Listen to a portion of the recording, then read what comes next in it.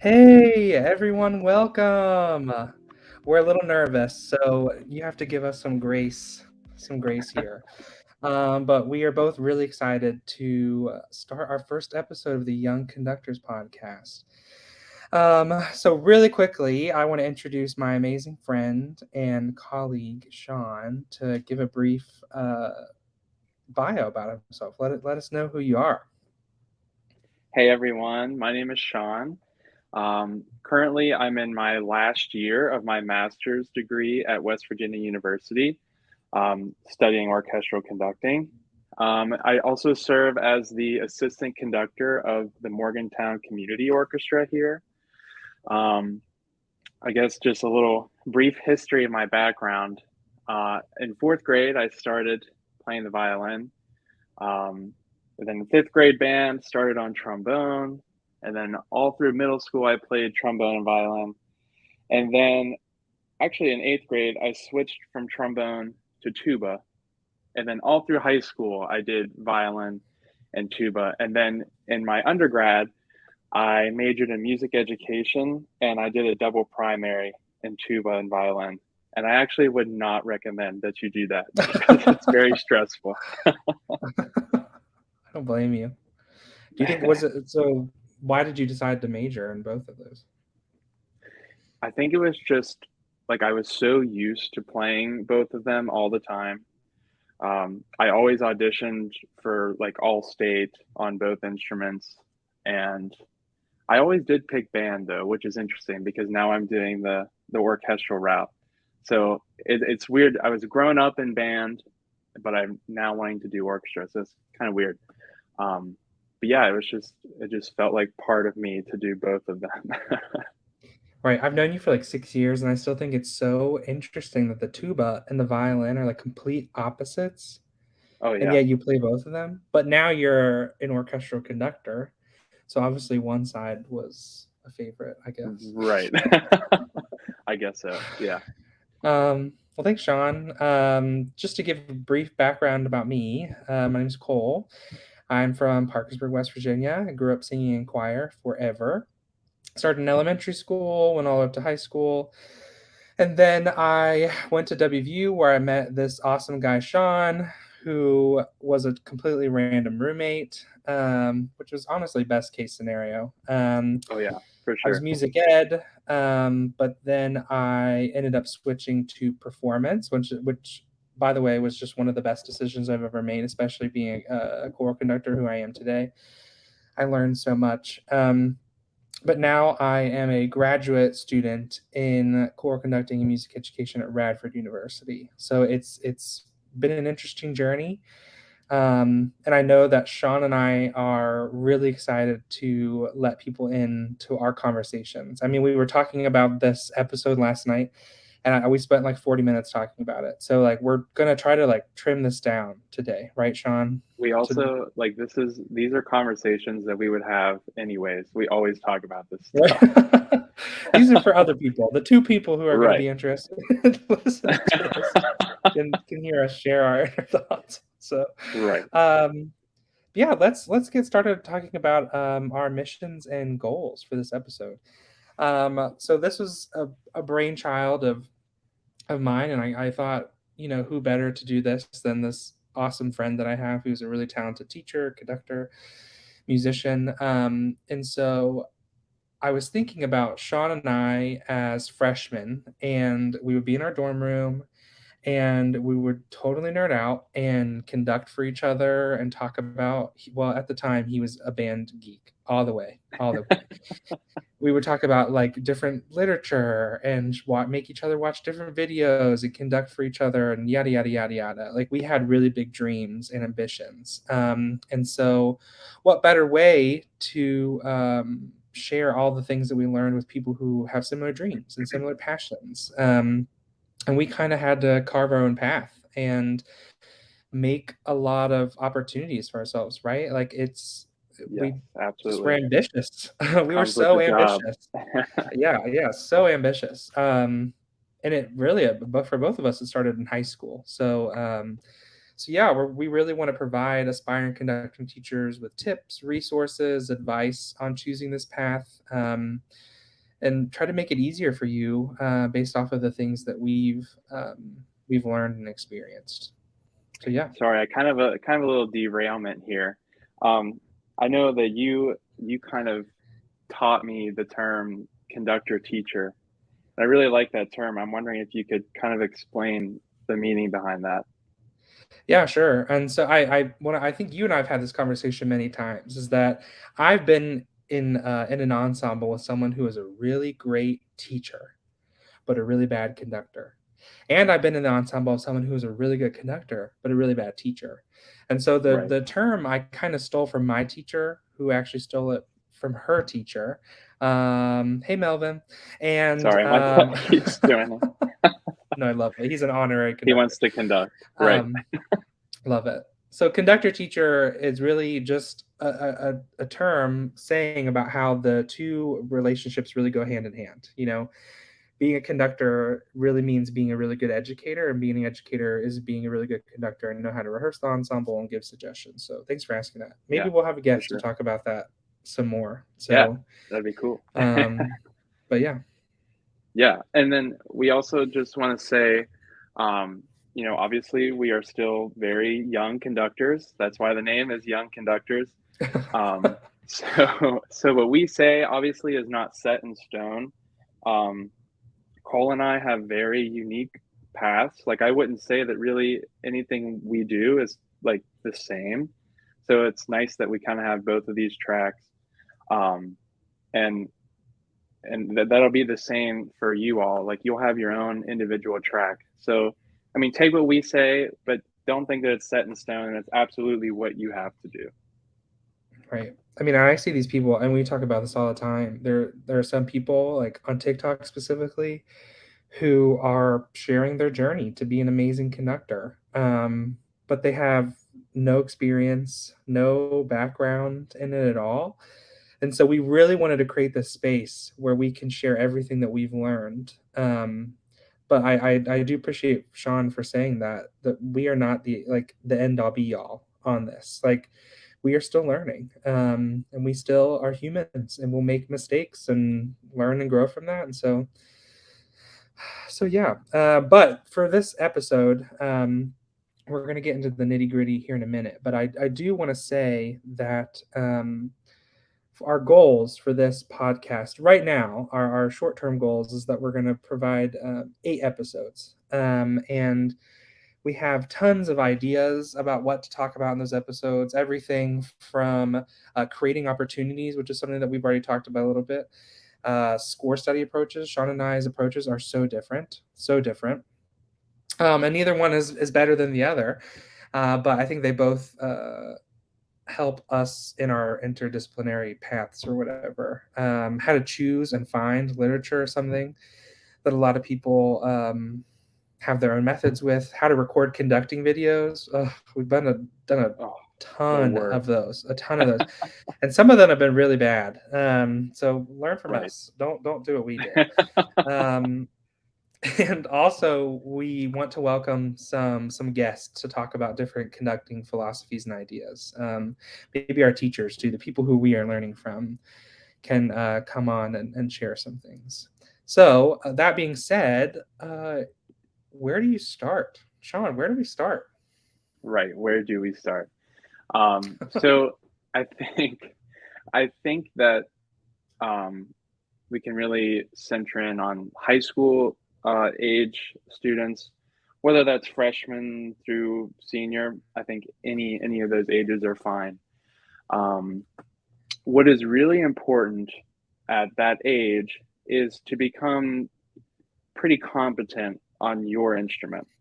Right. Obviously, you don't have to be the new Hillary Hahn. You gotta make sure that you're aware of the mechanics, technique, and just how you're playing your instrument and how you might teach someone else to play that instrument.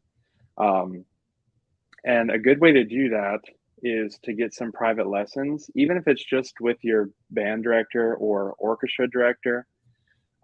Just take that initiative to get those lessons.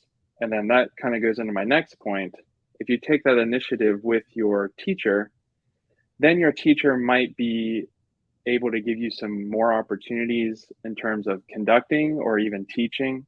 Um, like when I was in high school, this was maybe my junior or senior year, not as a freshman, but later in high school, I actually took on some rehearsals. Like if my band director was gone, she'd be like, "Hey, Shaun, there's gonna be a sub, but I want you to kind of take on the rehearsal and lead the rehearsal." And I was just like, "Wow, that's so cool." So that I think that's where my nerdiness Nerd. began with conducting. Yeah. So just make it known to your teacher that this is something that you're really interested in.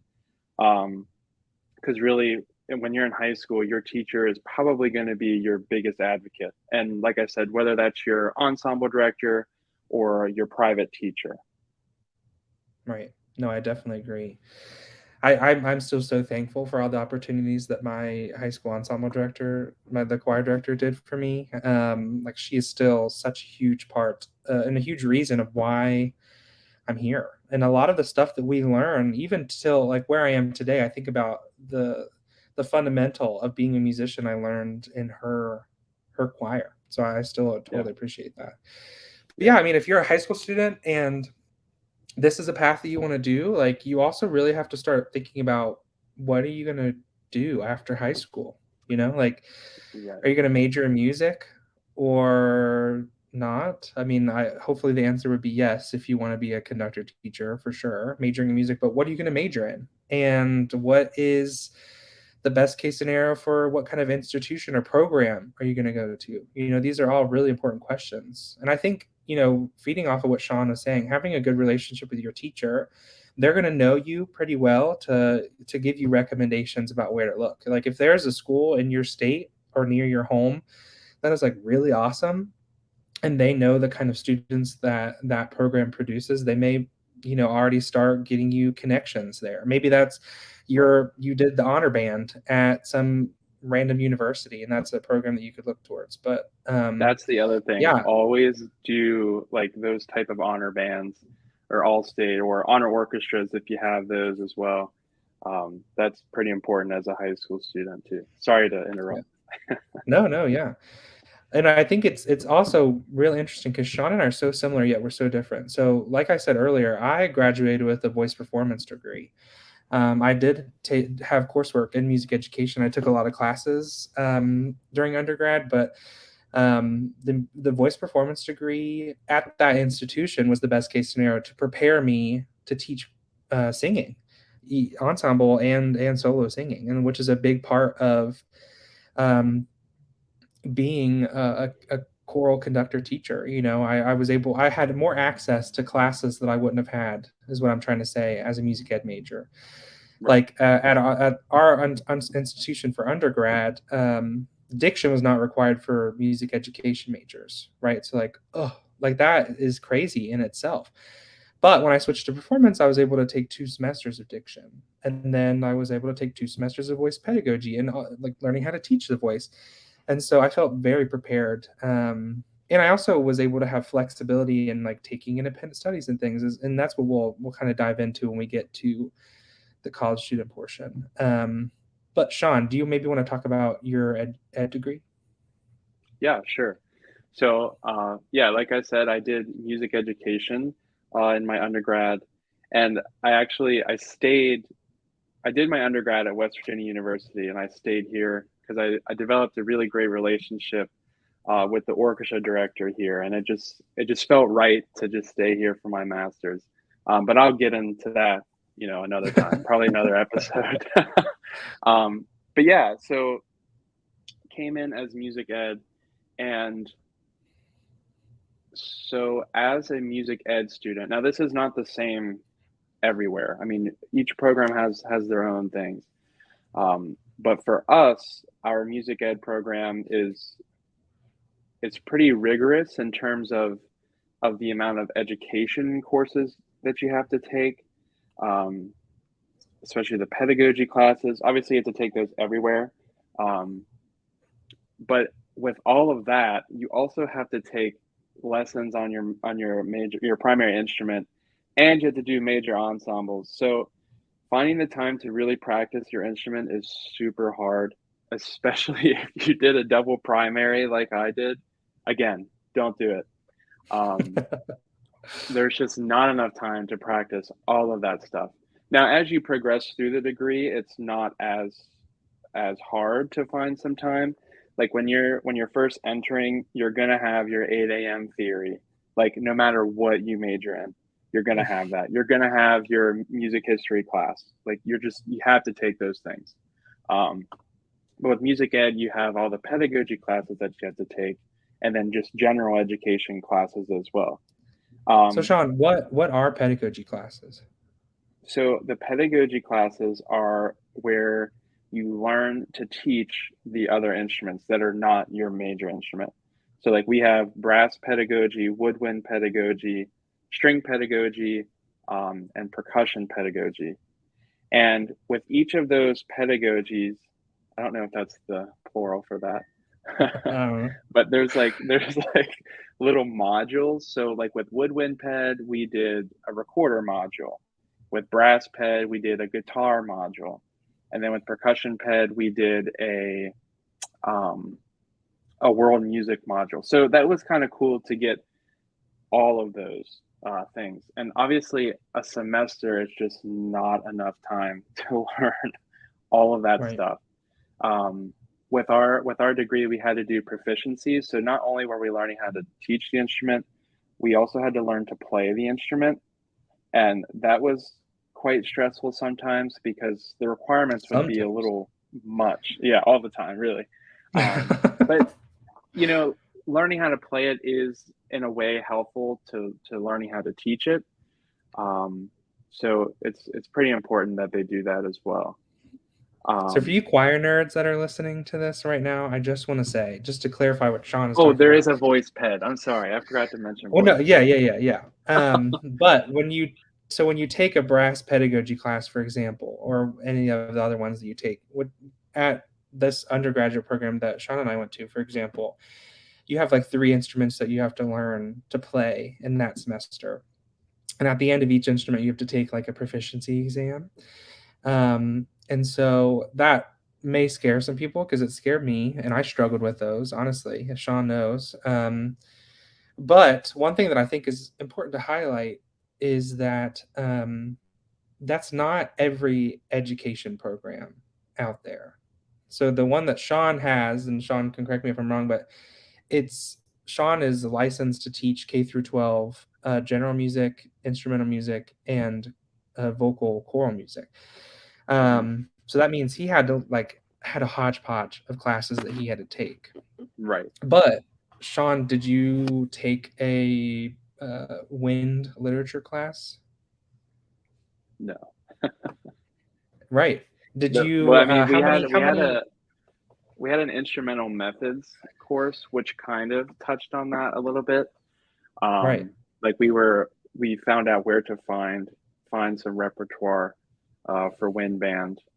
Right. I would say our string pedagogy class was probably one of the best, but it was one of the longest. It was 4 days a week, which was Right. kind of a lot. But also that was you. I mean, really, in hindsight, for people who want to be orchestra directors, for example, going to a degree program like that, there's only one strings class that you take your whole Right. time beyond Yeah. like applied Beyond lessons your and ensemble. lesson. Like Hmm. that's it. And I agree that that string ped class that we took it together, and that was probably one of my favorite classes there. But for you being a high school student and you looking at a degree program to get, and let's say you are a strings person or you're a choir person, like that is important things to note when trying to choose a program. Like at Radford, where I Hmm. am now, I think it's so interesting that the music ed program has two tracks. We don't have really a lot of string people here, but you can choose the instrumental track or the choral track, and they're both different. And you graduate with K through 12 licensure and all the same things that Shaun did, but with the tracks, you allow more classes to be offered, right? So our choral music ed people have to take all the same general music classes that everybody has to take, but they take choral conducting, they take choral literature, choral methods, they take voice ped, and I think there's a section of like diction along with that. And so I don't know, I think it's really just, what are you wanting to get from your undergraduate degree that you feel is best going to prepare you. And I think Shaun would agree with me that a lot of the opportunities and things that him and I tried to do was try to cover a lot of those bases. Like I took Hmm. an independent study with the choir director at WVU, and we talked about how to teach choir and how to choose literature. And I'm so thankful for that going into this degree. But it's totally fine getting an ed degree that specializes in everything, but you may have to play catch up in some sense. Hmm. So, Yeah. speaking of the catch up, let's talk about, are you a college student that's wanting to get into conducting? Um, Right. that's a whole other conversation, and it kind of leads into what I was saying. Um, where do you start? And I think the first step, and hopefully Shaun would agree with me on this, but the first step I think would be talking to your ensemble director. Um, Hmm. and letting Absolutely. them know that you have an interest in conducting. Shaun and I both were really lucky to have mentors who provided us many opportunities to do anything that we really wanted to, and through taking an independent study. So, what an independent study is basically you sign up to do a directed study about something with a certain professor, right? So, the choir director at WVU, I signed up to do independent studying with her in conducting. So that was my conducting lessons. And so um, that was just one of the best decisions I think I made at WVU. And Shaun also did an independent study in conducting with the orchestra director. But through taking lessons with her, we talked about many things, but eventually she started putting me in front of the ensemble. So I slowly started by warming up the choir. She'd make me warm them up a lot. And in hindsight, I'm really glad because now I just do that like nobody's business, even in Right. this degree program. Um, so I started warming up she started letting me warming up the ensemble. And then eventually by my senior year, she actually gave me pieces to conduct with the choirs at WU, which I think is just still such, I'm so It's a honored and really great thankful that experience. she trusted me with that. Right. It takes a lot of trust to hand somebody else over Your to your ensemble. ensemble. Yeah, Yeah. seriously, because it's like, what are they gonna do? What are they gonna teach? But I think Right. that I would say that she probably had a lot of trust in me. I mean, not probably, but she did have a lot of trust in me as a conductor teacher, and so I'm really thankful for that. Shaun, do you have any other advice about current college students what to do? Yeah, sure. So, um, I think at least at our in our degree program, we had to get through, like, there were 3 conducting courses. We had to get through all 3 of those before we could take the independent study. That could totally be different somewhere else. I'm not really sure. Right, Um, but I would at least start with those. I know, like, here, if you're a performance major, you only have to take the first conducting class. But if conducting is something you're interested in, you should take all of the conducting right, classes, obviously, um, and then go on to do your independent study. And it's also important, even if it's not required, it's pretty important to stay in those ensembles.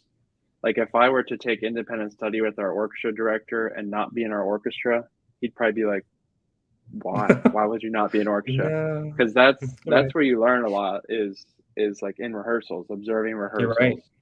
rehearsals, is really important too. I also think that one thing that I totally value during my time in undergrad is going to conferences. Oh, yes. Um, yeah, like I learned so much in all the different ones that I've gone to. I'm mostly thinking of the different ACDA conferences that I've been to. But you're like learning from like experts about various things that like you're not going to be able to learn in your short amount of Right, time getting a degree. I knew nothing about transgender or trans expansive or gender expansive voices after the pedagogy classes that I took. But like going to a conference and learning about that, I'm like so thankful because that has set me up. That's just like one example of something that set me up to be a successful teacher. and things I didn't expect. So if you're a college Yeah. student, yes, talk to your ensemble director, let them know you're interested. They'll probably tell you things to start doing, and or put you in the right direction of somebody who could help you. But also Mhm. go to conferences, milk as many things as you can while you're there, because it's really great to be in a safe environment where you can still learn all these things. And yeah, so And also, all I right. know that, like, I know with me, the imposter syndrome can come in, and I Oh yeah. automatically think, right, people are like, "Oh, why are you at this conference?" Like, my brain does that to itself. But don't feel like that. Like, you're there to learn. You should be there, especially your state's music educators conferences. Those are pretty important as well. Even observing like Especially the for all-state marketing ensemble purposes. rehearsals. Yeah, yeah, absolutely. So, Sean, do you want to talk about what seniors or postgraduates should do? Sure. Yeah. This is the question, isn't it? Right. Um, yeah. So by this time, if you're fully interested in conducting, um, you should probably start to look at at some graduate schools. Sorry, my cat. That was Melvin. Melvin. Sorry. Lost my train of thought. Oh, graduate schools. Yeah. So if you're a senior getting ready to graduate and you're really interested in conducting, you should take a look at some graduate schools. And I think we'll talk about that in another episode, right? Or do you want to talk about it I now? think we could talk about it now. Yeah, let's talk about it. Okay, yeah. So graduate schools. This is kind of the similar thing when we were talking about undergrads, like finding your institution that you'd like to attend. Um, for graduate school and conducting, you the biggest thing I think is to look for podium time. Sometimes certain programs will have like you will conduct the community orchestra, or you will conduct our philharmonic, or like they might have different orchestras or different bands or whatever, and you might get that orchestra or that ensemble, I should say. Um, so it's important to look at that kind of thing and what exactly you'll be doing when you're there. Hmm. Also, super important to look at the teacher. If you Oh know yeah. nothing about the teacher, then you probably shouldn't apply. Um, and feel free to just shoot them an email and be like, "Hey, I'm kind of interested in this. Is there any info you can get me, or you just want to visit or something like that?" I think most professors are pretty welcoming to that. So definitely research the programs, and also I'm sure you will talk about this as well. For me, I think that if you're going to attend graduate school, it's important to find an assistantship, because you will just be so broke if you don't have an assistantship or some type of scholarship. Um, and a lot of times, like with the conducting, your assistantship would be conducting that extra ensemble or whatever. Like my assistantship now is serving as our assistant conductor, our graduate assistant conductor, as well as like setting up the orchestra room, doing bowings, and all that kind of stuff. So that might be your assistantship too. Um, yeah, I think that's pretty important to look for in graduate school as well. No, I agree. I mean, I think there's some other things that I'm thinking about, some variables about choosing a graduate school. So Sean's right. Like, who is this person that you're going to be studying with, right? Because other questions that I think about is I know that there are really big programs who have a master's and doctoral level conducting degrees, and the main professor is not there a lot of the time because they're traveling all over doing the all states and the honor bands and doing all that, but they're not there. And so I think if you are looking for a doctoral degree and you have experience and all that stuff under your belt, I think that is a great choice to go to a bigger school. But if you're looking for a master's degree, which Sean and I can really speak on, I think Sean's right. Podium time is a question that was a really big thing for me, and I'm so thankful that I made the choice that I did because I have got exorbitant amounts of podium time, conducting and teaching, and I'm really thankful for that. But what was I gonna say? Also, choosing location is something that you really need to think about when you're choosing a graduate school. So, like, I decided that I did not want to stay in the state of West Virginia. That was a choice I made. Graduating, and I was like, I'm ready to move, go somewhere else. And so everywhere that I applied was in like a 4 to 8 hour radius. I knew I wanted to be within a day's trip home, but yeah, that was a really conscious decision that I made. So, but I mean, also my teacher, I value her more than just her conducting gesture, for example.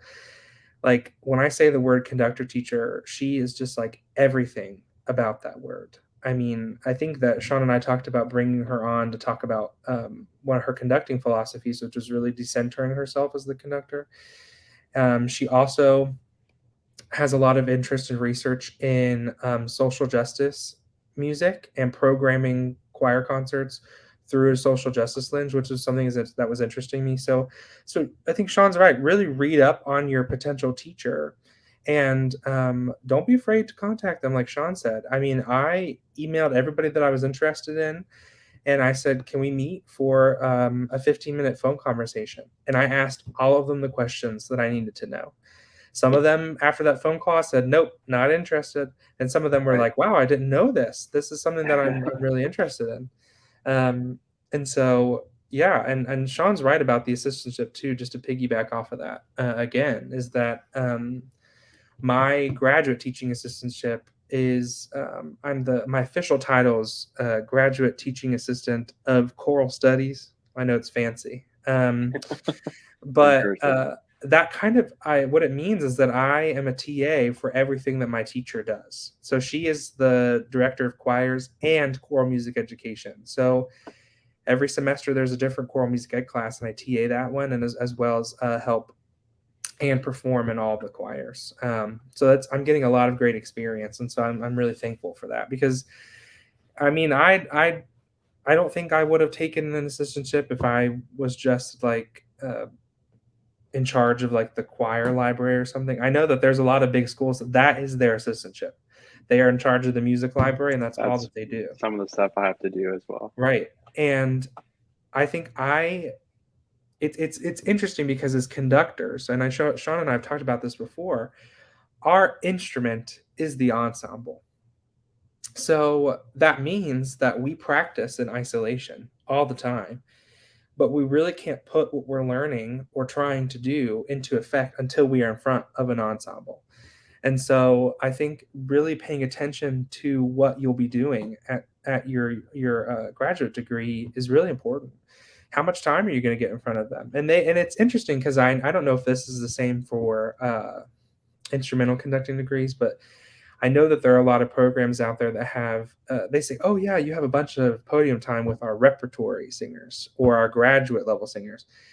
And that really means is that graduate students get together in a little choir and then everybody gets a chance to conduct them, right? And so that was something that I kind of was like, no, I really want to like work with people who are still trying to perfect their musicianship. Right. And my teacher now told me is that she said you're going to be getting your hands dirty with this assistantship, saying that like I'm going to have to put a lot of time and energy and all that stuff into what I'm doing, and really try to think about outside the box ways to help fix things. So anyhow, rant over.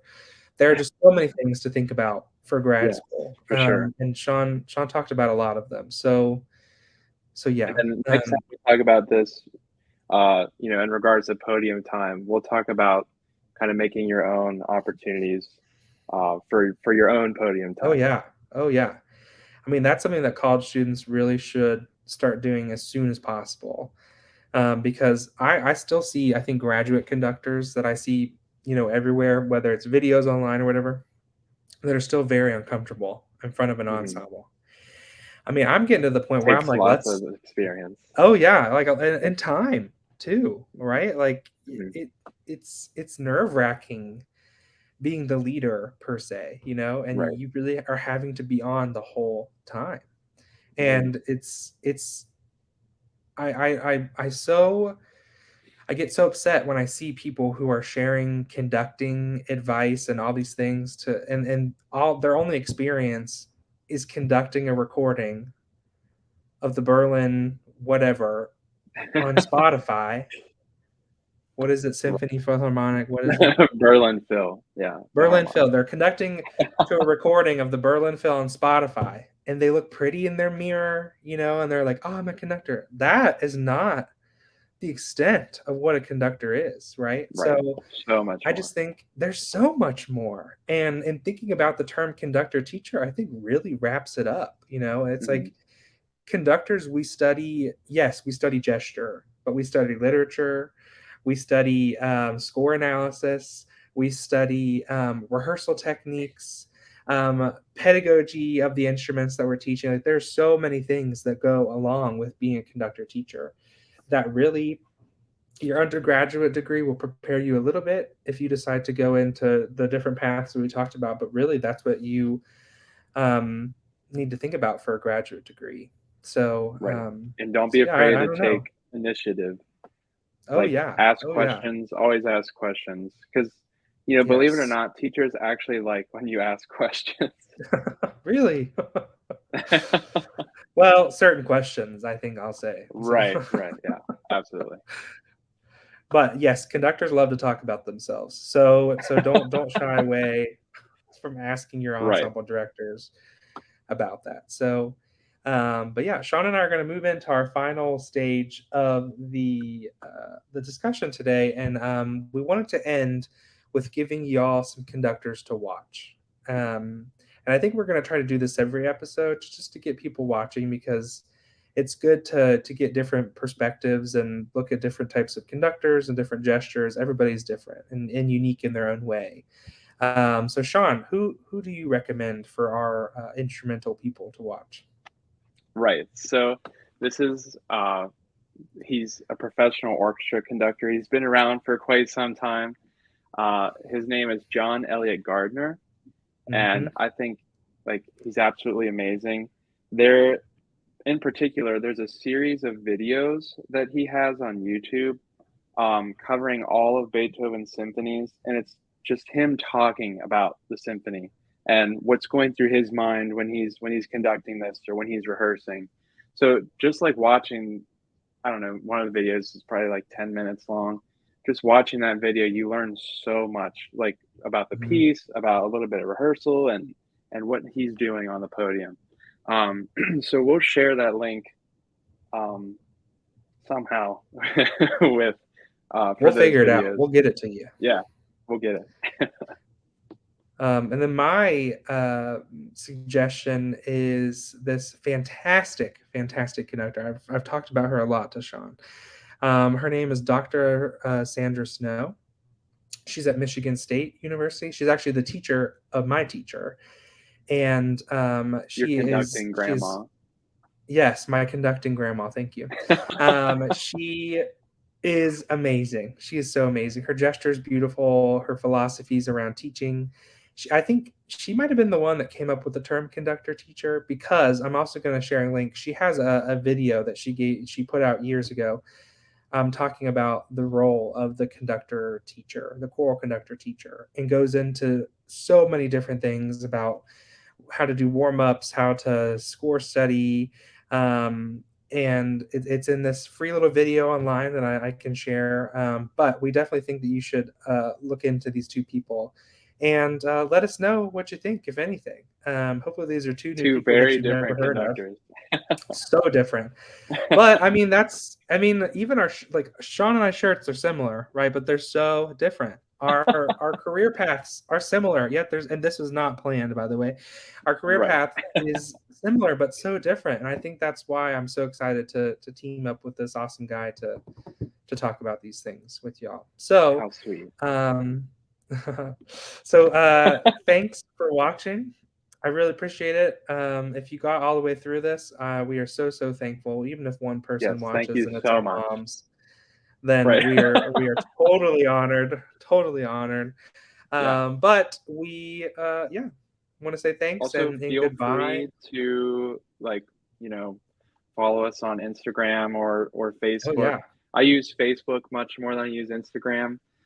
You can find me at Shaun Hancher on both of those. That's my name on Yep. both And our medias. Instagram is at young.conductors. So you can, there's links to our profiles on that. So if you have any questions, feel free to reach out. Thanks again for watching, and we hope you have an amazing rest of your day. Bye, y'all. Thank you.